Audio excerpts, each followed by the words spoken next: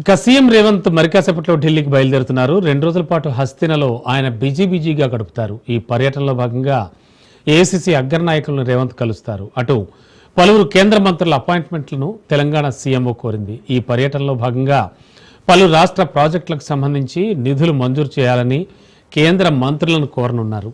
అలాగే వీళ్ళని బట్టి పార్టీ పెద్దలను కూడా కలిసే అవకాశం ఉందని తెలుస్తోంది. తిరిగి ఆయన రేపు రాత్రికి హైదరాబాద్ చేరుకుంటారని సమాచారం.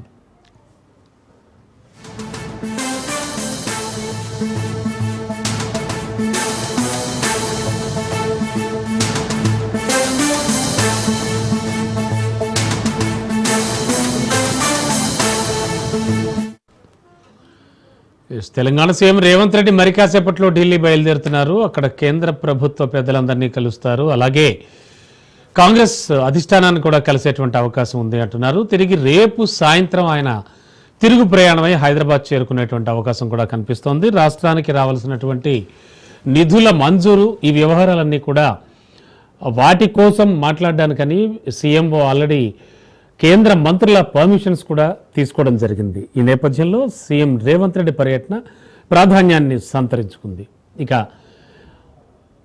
సీఎం రేవంత్ రెడ్డి పర్యటన షెడ్యూల్ వివరాలు మనకి మరింత వివరంగా అందించడానికి మా కరెస్పాండెంట్ రాజు సిద్ధంగా ఉన్నారు. రాజు, సీఎం రేవంత్ రెడ్డి షెడ్యూల్ వివరాలు ఎలా ఉండనున్నాయి? అలాగే మంత్రివర్గ కూర్పు గురించి కూడా కొన్ని చర్చలు వస్తూ ఉన్నాయి. మరి ఈ నేపథ్యంలో ప్రస్తుతానికి ఎవరెవరిని కలిసే ఛాన్స్ ఉంది ఆయన? మరి కాసేపట్లోనే ముఖ్యమంత్రి రేవంత్ రెడ్డి 10:30 శంషాబాద్ ఎయిర్పోర్ట్ నుంచి ఢిల్లీ బయలుదేరి వెళ్లబోతా ఉన్నారు. ప్రధానంగా ఇటు పార్టీ పెద్దలతో పాటు పలువురు కేంద్ర మంత్రులను కూడా సీఎం రేవంత్ రెడ్డి కలవబోతా ఉన్నారు. ప్రధానంగా ఏఐసీసీ అధ్యక్షుడు మల్లికార్జున ఖర్గే రాష్ట్రానికి వచ్చిన తర్వాత మొదటిసారి సీఎం రేవంత్ రెడ్డి ఢిల్లీ వెళ్తా ఉన్నారు. రాష్ట్రంలోని తాజా పరిస్థితులను హైకమాండ్ పెద్దలకు వివరించబోతా ఉన్నారు. ఇంకా మంత్రివర్గ విస్తరణతో పాటు పలు నామినేటెడ్ పదవులు కూడా ఇంకా ఖాళీగా ఉన్నాయి. వీటికి గురించి కూడా హైకమాండ్ పెద్దలతో చర్చించేందుకు సీఎం రేవంత్ రెడ్డి ఈ పర్యటనలో భాగంగా వెళ్తా ఉన్నారు. అదేవిధంగా కొత్త రేషన్ కార్డులు ఏవైతే కొత్త రేషన్ కార్డులు ఉన్నాయో ఈ నెల 14వ తేదీన సూర్యాపేట జిల్లా తుంగతుర్తి నియోజకవర్గం తిరుమలగిరిలో భారీ బహిరంగ సభ ఏర్పాటు చేయాలని ఇప్పటికే ప్రభుత్వం నిర్ణయించడం జరిగింది.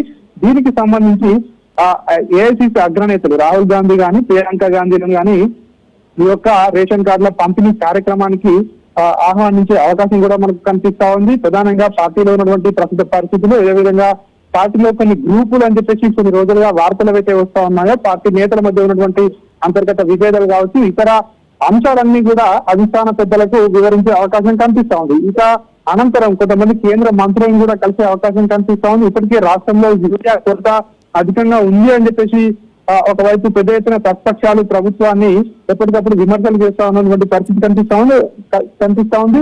2 లక్షల మెట్రిక్ టన్నుల యూరియా కొరత తెలంగాణకు ఉంది. తెలంగాణ ప్రభుత్వం పట్టించుకోవడం లేదు రైతులను అని చెప్పి కూడా ఇప్పటికే బీఆర్ఎస్ కావచ్చు, బీజేపీ కావచ్చు ప్రజల్లోకి బలంగా తీసుకుని వెళ్తున్నారు. ఈ నేపథ్యంలోనే మరిన్ని యూరియాను రాష్ట్రానికి కేటాయించాలని చెప్పేసి కూడా కేంద్ర మంత్రులను జేపీ నడ్డాను కానివచ్చు, అదేవిధంగా ఇతర మంత్రులను కూడా ముఖ్యమంత్రి రేవంత్ రెడ్డి కలిసే అవకాశం కనిపిస్తా ఉంది. ప్రధానంగా మెట్రో డిపిఆర్ ని ఇప్పటికే ఏదైతే మెట్రో డిపిఆర్ కి సంబంధించి తెలంగాణ రాష్ట్ర ప్రభుత్వం కేంద్ర ప్రభుత్వానికి అందించడం జరిగింది. కానీ డిపిఆర్ ని ఇంకా కేంద్ర ప్రభుత్వం ఆమోదించలేదు.